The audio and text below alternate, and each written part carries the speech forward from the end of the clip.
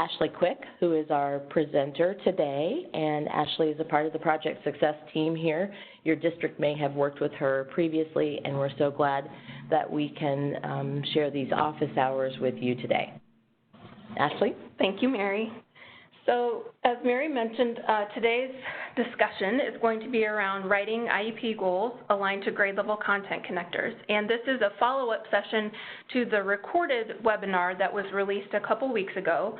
And if you weren't able to view that, no worries. There's still going to be a little bit of that content in our presentation today. And I'll also make sure that a link is included in the follow-up materials as well, so that you'll be able to access both the actual recorded webinar and what we discussed today.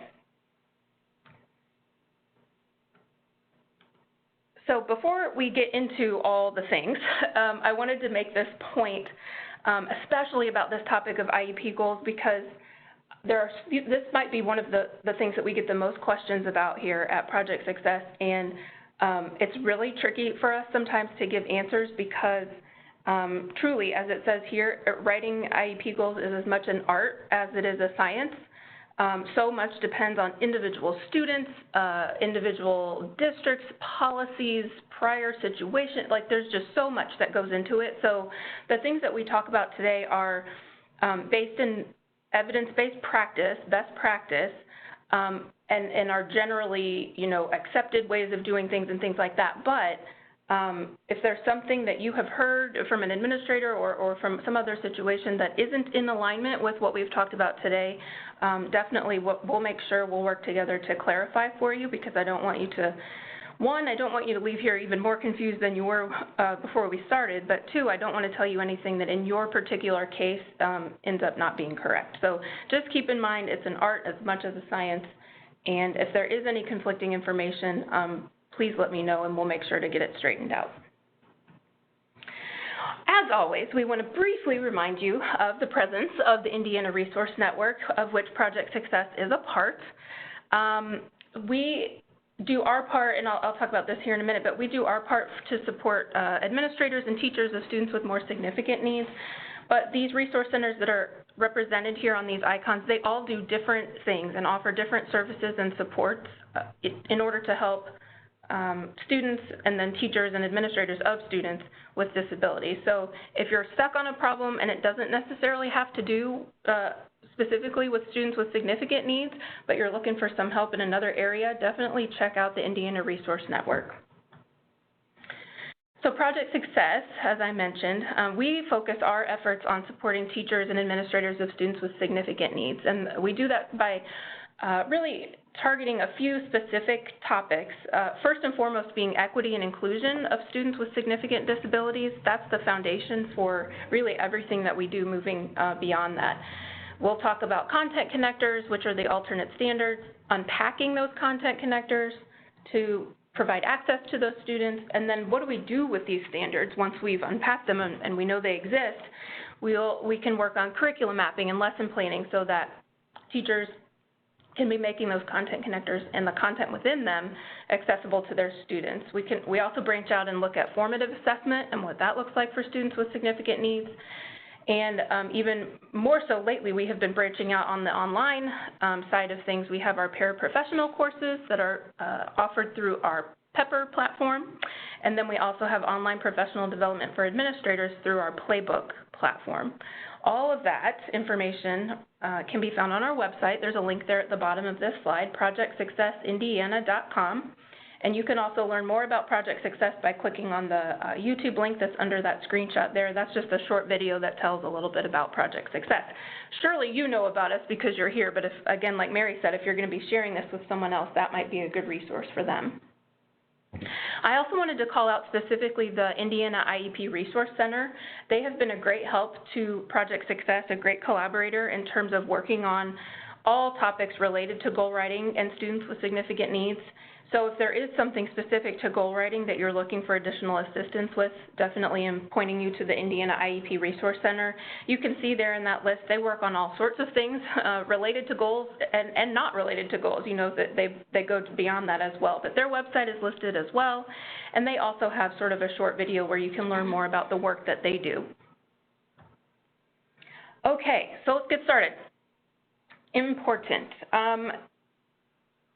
Under the IDEA, Individuals with Disabilities Education Act, we know about FAPE, which is Free and Appropriate Public Education, and I think so many of us who've been involved in special education long enough, we sort of gloss over those terms. Yeah, IDEA, FAPE, got it, okay, this is what we're doing. But I think it's important to take a moment and really consider that ESSA, the Every Student Succeeds Act, and then subsequent guidance that came out, with the Dear Colleague letter and things like that, they really make it clear that FAPE, Free and Appropriate Public Education, is reliant on a student being involved in and making progress in the general education curriculum.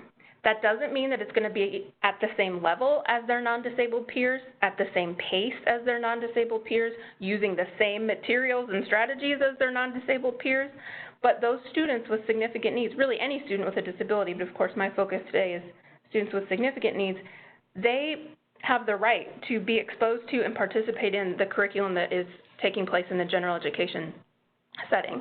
That could be truly in the general education setting where they're exposed to that gen ed curriculum, or it can be that they're receiving this exposure to gen ed curriculum in a self-contained setting. Nowhere do we want to make it sound like it's one or the other. Either you get the gen ed curriculum out in an inclusive setting, or you stay in a self-contained setting and get something less than the gen ed curriculum.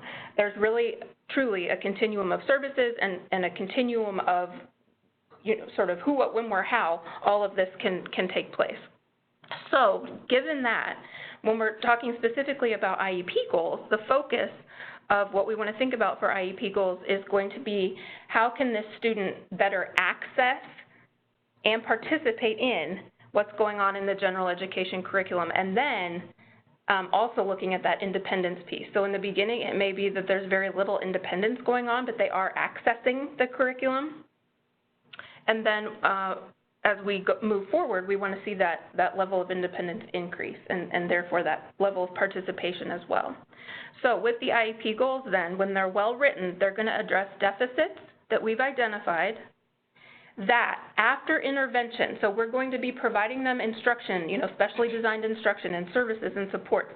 After that intervention, that deficit is going to be reduced, or the impact of that deficit is going to be reduced, and therefore increase the access that student can have toward mastering standards. So the goals should address skills that can improve with appropriate interventions, and they should address skills that will increase the access to and participation in gen ed curriculum. Just because something is a deficit for a student doesn't necessarily mean that it needs to be a goal then, right? We really want to focus on the things that are going to improve access and participation. So the way that we do this for our students with significant intellectual disabilities is by utilizing the content connectors. We have links off to the side there for the different subject areas of the content connectors. And you can also go to our website. We have different versions of reference documents that show the content connectors in different forms. All the content connectors on those documents are the same. They're just sort of arranged differently according to what your purpose might be, whether it's curriculum mapping or lesson planning, unpacking, and all those things.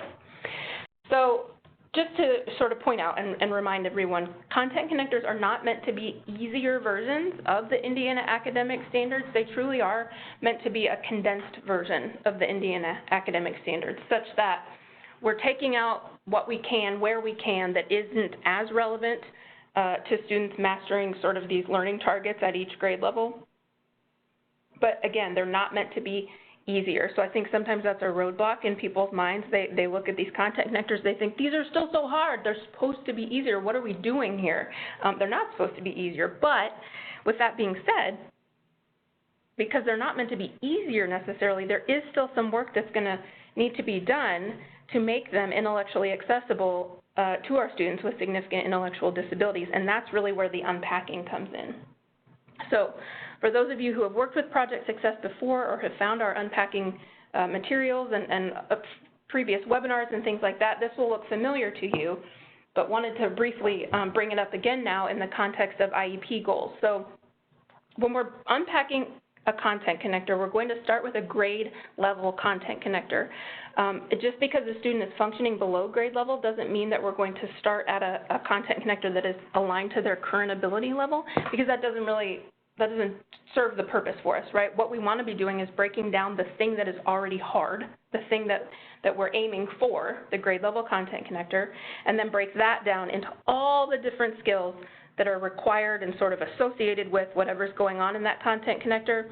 Once we do that, and we'll look here in a minute at a couple of examples, once you break down all of those skills, you can start to compare that to a student's present levels and then see these areas that sort of overlap or align and see what IEP goals might be appropriate. Again, taking into consideration, we're not going to have an IEP goal for every area of deficit, really just the ones that are causing the greatest barriers for students accessing and participating in the general curriculum. Let's go ahead and look at an example. This is a primary example, and then I'll also have a high school example here in just a second, and I won't walk through all the specifics of the unpacking process. We do have webinars and other materials that can support you through that we'll make sure to send out in the follow-up materials. But what I want to draw your attention to here is, in the unpacking process, when we get to that sort of middle area, that big box about access skills, that's where we're going to start aligning and doing the work with the IEP goals. So the idea when you're unpacking a content connector is to break it down into all the skills that go into being able to truly access what that content connector is asking you to do. So in this example, describing characters in a story, yes, there are going to be skills pretty directly related to describing and working with what a character is and things like that. But before we can even get into that, there are skills at more basic levels that a student will need to either master or at least have a good understanding of, a good grasp on, in order to then access what's going on about describing characters. The way that I look at unpacking, I try to go from the very most basic level skill all the way to a skill that is most closely aligned to the grade level content connector. And so for me, when I am listing all these access skills, what that looks like is starting with things like mode of communication for a student. If a student is working on identifying that mode of communication, or that is something that you're working on with them, that's a skill that's aligned to a grade level content connectors.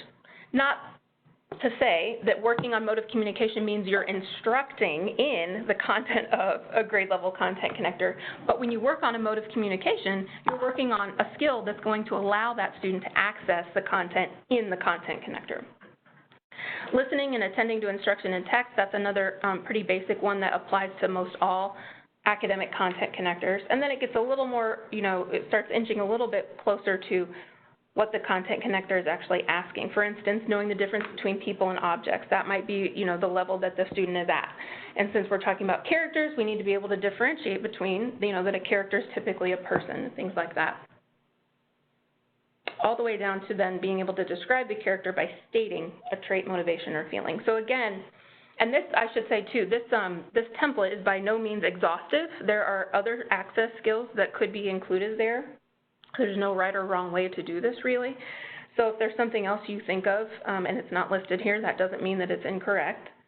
But again, the reason why I'm bringing up unpacking here is because this aligns so well with this idea of truly considering what are the greatest barriers for a student and how can we address them in our instruction and in our IEP goals. I promised you a secondary example, and here it is. This is an algebra content connector. It's the same process, and you can see here there's a lot more access skills that go into this content connector because there was a lot more instruction that's gone on, right? There's been a lot more instruction in a lot more content before they get to this algebra level.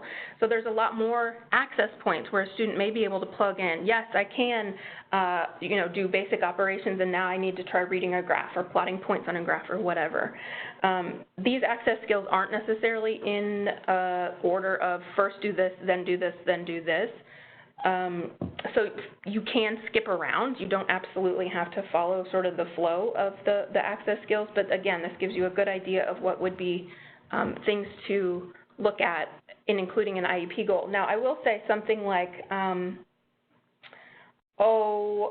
identifying a variable. I wouldn't personally write an IEP goal that says, so-and-so will identify a variable on 4 out of 5 occasions, blah, blah, blah, blah, blah. That's a really specific skill. Now, that could be something that is maybe an objective under a larger, more broader goal, but I wouldn't necessarily pick such a specific skill there. Any questions so far about just the idea of how unpacking aligns with this idea of trying to hone in on quality IEP goals when we're writing them? Feel free to add them in the chat box so Mary can alert me. I don't just want to steamroll forward here and not catch your questions.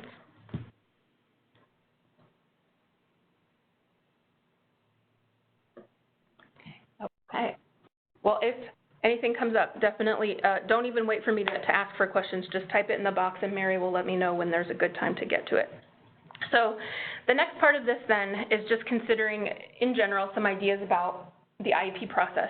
This is all data-based. You know this is all data-based. This is all we hear all the time, data, data, data.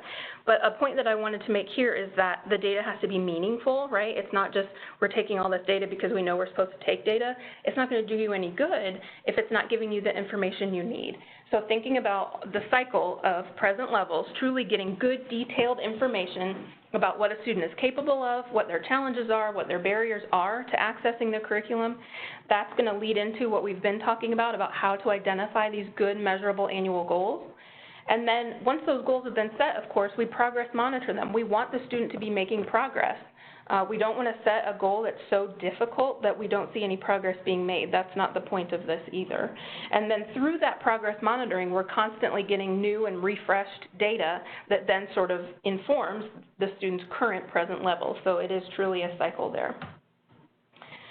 The thing that I wanted to point out here on this slide, the steps for writing goals, is I think oftentimes teachers skip to identifying the skill or behavior that they want to work on without considering all the present levels that a student may have. So we have to start with determining present levels and be real thorough about that before we move on to identifying the skills that we want to target in the IEP.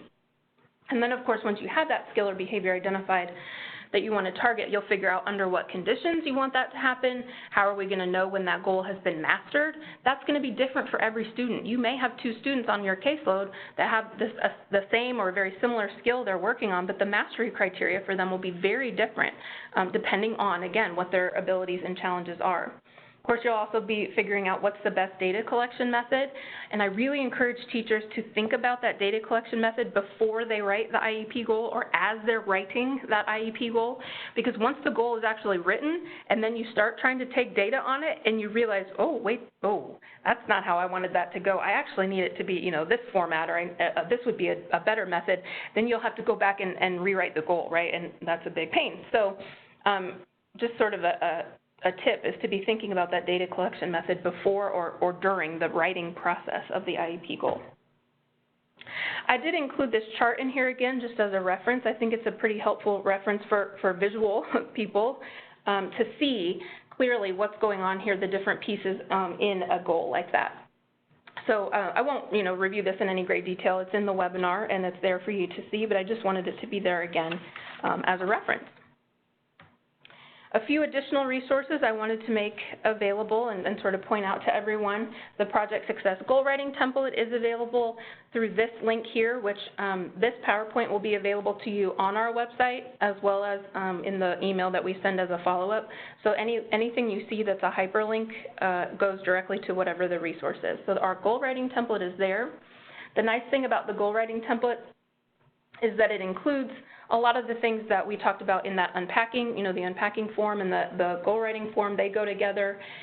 So does the lesson planning template that we have available. We just have a lot of things that sort of all work together to try to make sure you're organizing your information as effectively as possible. So that is there.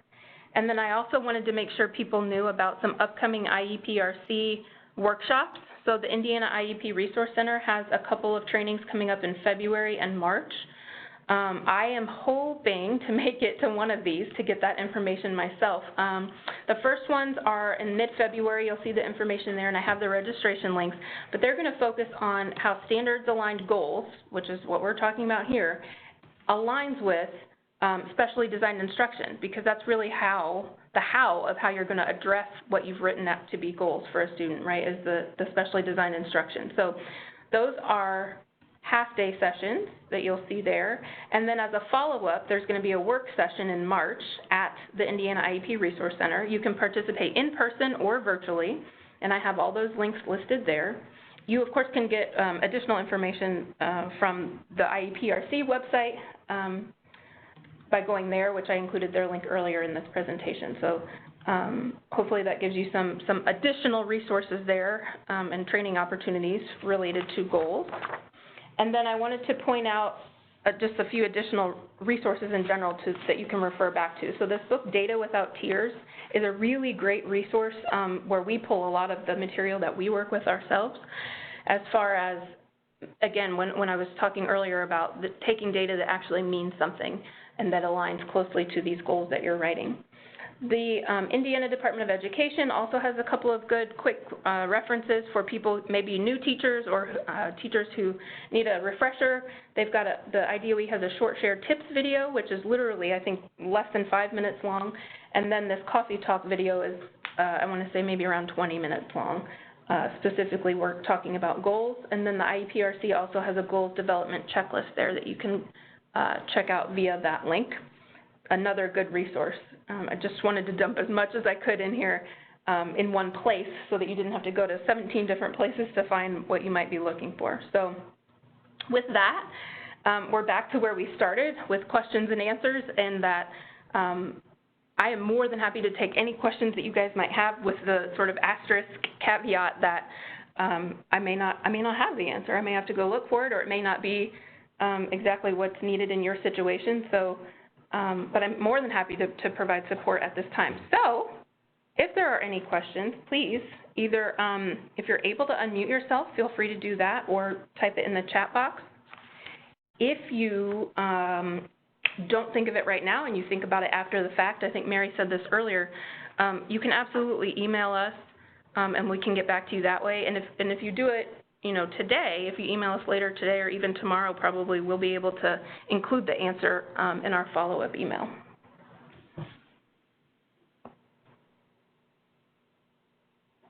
One thing that you didn't mention, Ashley, and maybe someone who's viewing the recorded webinar later or is participating now would want some information about, as you have all these tools that are on the website, like the blueprint, and you've got the vertical alignment, and where's a good place to begin when you're thinking about how to use those resources to look at IEP goals for the student?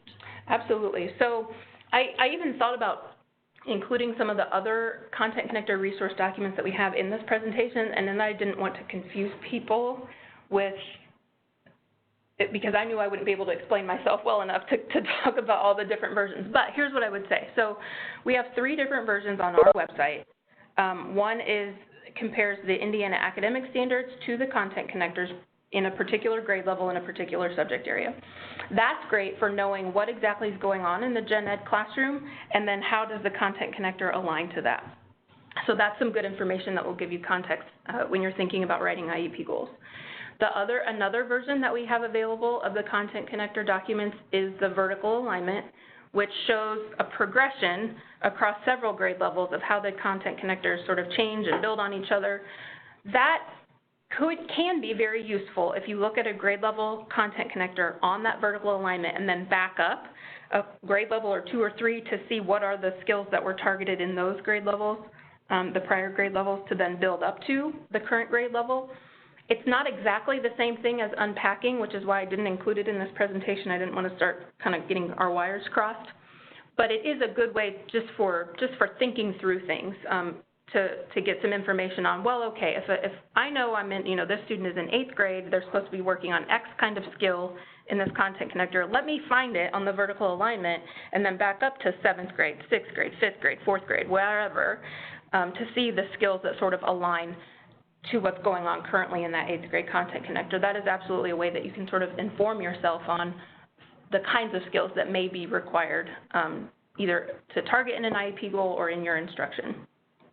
But again, it's not exactly the same thing as Unpacking, because the standards, they don't promise to be exact, kindergarten plus 1st grade equals 2nd grade, 1st grade plus 2nd grade equals 3rd grade. It doesn't match quite that exactly, but it's absolutely a good resource to look at. And then the third version, I guess, of Content Connectors that we have on our website is what we call the description of the blueprint. So it's formatted exactly like the actual blueprint document for the IEM assessment, which means it's not categorized in the same way that the content connectors are in the other documents. It's not by subject area sort of in numerical order, but they're grouped by reporting category on the assessment. But what's important about this version, the description of the blueprints, is, excuse me, each content connector, there's an indication of the minimum and maximum number of times that this content connector might be present on the assessment, and so that gives you an idea of the priority level of that particular content connector and whether you want to spend a lot of time on it or a little time on it or somewhere in between. And we have that description of the blueprint is color-coded, and that color coding is also present on the vertical alignment documents as well to indicate the priority for high priority, sort of medium priority, or you definitely need to still look at this, but it's not probably going to appear on the assessment. So all of that, and it does take a little bit of, just time to look at it.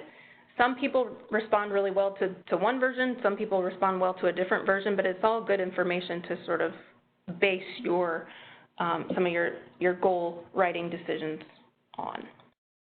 Did that address the question? Very thorough. Okay. Very thorough. I was curious. There you go. I'm glad that now I know. There you go. Have you thought any in developing, I guess, some tips for this webinar about conversations with parents around content connector aligned goals, which may look different to some parents than in previous years with their students? Yeah, that's a really great question. So there's really been kind of this transformation from what IEP goals have looked like, typically very functionally based for our students with more significant disabilities. And those kinds of skills are still very important, but I think the interpretation of what an IEP truly is also kind of morphing a little bit, so that it's really a document that's meant to, again, ensure access to the general education curriculum. And there are functional pieces to that, but it's also about the academic curriculum and making sure students have access to that, can be involved in it, have it broken down in such a way that they can participate in it. So that is a tricky thing when parents, especially for parents of older students, when they've experienced special education in a certain way, and now it's starting to look a little bit different as we're seeing these content connectors come in more and more. The emphasis is on the academics. I think one of the best things that can be done for that is to make sure that you yourself, as the administrator or the teacher, are able to clearly articulate why it is, not because you need to be defensive about it, but to really explain, here's what's going on. There's this research out there that shows students are capable of much more than we give them credit for, and we're sort of on that, that pendulum that everyone fears about, well, it swings too far one way and now it's swinging too far the other way. But in this instance, the pendulum is not going to be swinging anywhere else, right? Like we are focusing on academics now because we're filling a gap that has existed for a long time. It's not just that now we're only focusing on academics and have swung so far that way that we've forgotten the functional piece. It's that we're trying to backfill a gap and try to sort of mitigate some of the disservice that's been done to students in neglecting the focus on academics in the past. So, and again, the whole idea of unpacking it, I think it's really important that teachers and then parents can understand we're not necessarily trying to teach a student at grade level if that student isn't ready for grade level, but we are going to use that content and that curriculum to work on skills that are at their grade level. I think that's an important sort of distinction that can be, a little muddy, a little tricky to make, but we're not just, totally disregarding a student's disability or their challenges by any means. This is really a positive thing, even though it sounds a little crazy sometimes. We're really trying to provide as much as possible to students in a good way. So one other question is, who can we connect parents with when questions arise around higher expectations? Ooh, that's a fabulous question. So specifically, a specific parent resource would be InSource, which is one of the resource centers that I mentioned at the beginning of our presentation here in the Indiana Resource Network. They have representatives throughout the state, and you can find their website by going to the IDOE website, finding the IRN, Indiana Resource Network in the search bar, and then click on InSource. But they have just a vast compilation of resources, materials, people, knowledge. That would be, I would say, the first place to go specifically for parents, absolutely. And then if there are still questions, we can kind of parse out some other resources. But okay. Well, as Ashley mentioned before, this is Mary again. Just wanted to jump in and remind you that we'll be sending a follow-up email to everyone who is registered for today's webinar with some links to resources, and of course the presentation we will post on our website on the resource page where you can access the webinar as well as these recorded office hours. And so we're glad that you could join us today. Is there any other question that you have or anything that we can point you to today as a resource before we wrap up today? While you're thinking about that, something has come to mind, which is, so this webinar about writing IEP goals was the third in our series of 4 that we planned for this school year. So be on the lookout. I just recorded the 4th one, and that was a TBD. The topic was TBD at the time. We solicited feedback and input from teachers around the state, administrators around the state, on what topics they felt like they needed additional information on. So this 4th webinar is over instructional strategies for students with significant needs. That will be released, I believe, in March. And then we'll have a similar office hours opportunity as well, where we can have discussion and sort of additional dive into what instructional strategies look like for students with significant needs. But I wanted to sort of put a plug in now for people to be on the lookout for that. Yeah. One more quick question. Oh, sure. What are some best practices to share IEP goals with general educators? Oof. Well, best practice number 1 would be to make sure that those goals are in fact shared, and shared more than once at the very beginning of the year when there are 12,000 other things on the teacher's mind. Because 1, the goals change throughout the year, and 2, you know, everyone needs a refresher from time to time. But that's a good point to point out the gen ed involvement there, because regardless of whether a student is in the gen ed setting, a self-contained setting, or some combination, there's always going to be something a gen ed teacher can offer, either a strategy or advice on teaching content, the strategies, things like that. It really is sort of a team effort in educating all students. So that's part of it, is that the gen ed teacher needs to be aware of a student's goals and then also be aware of their role in helping a student meet those goals, whether there's, you know, specifically some of that specially designed instruction takes place in their classroom, or whether it's just a consultation thing where the teacher, the gen ed teacher and the special ed teacher work together to figure out things that are best. As far as actually sharing the goals, we have some teachers that have worked on Google Forms or other things that make it easier and a little more efficient to share information. We could probably put an example in the follow-up email for that. Sometimes it's just the old-fashioned way of here's a copy, although then you have to be real careful about confidentiality and not leave it laying around and things like that. But and I do recommend, too, not just being sort of a transfer of information, but really having a conversation with, you know, between the special ed teacher and the gen ed teacher. And it doesn't have to be super long and in-depth, but I think there's something about a face-to-face interaction and being able to sort of clarify or just really have a better understanding of what does this goal really mean, and how does it align to what I'm doing as a gen ed teacher and things like that. So.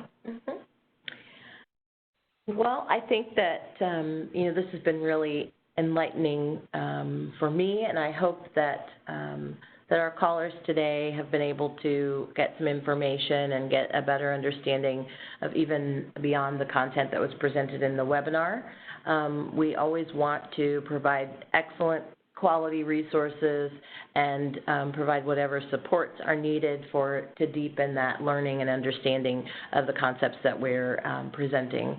So our website is www.projectsuccessindiana.com, and we, as I said, have a resources page that contains a lot of helpful documents, webinars, and you can find links to previous presentations that you might find helpful in providing PD in your schools and in your district, and where you can review the information that's been presented previously in things that we've had, like trainings and at conferences.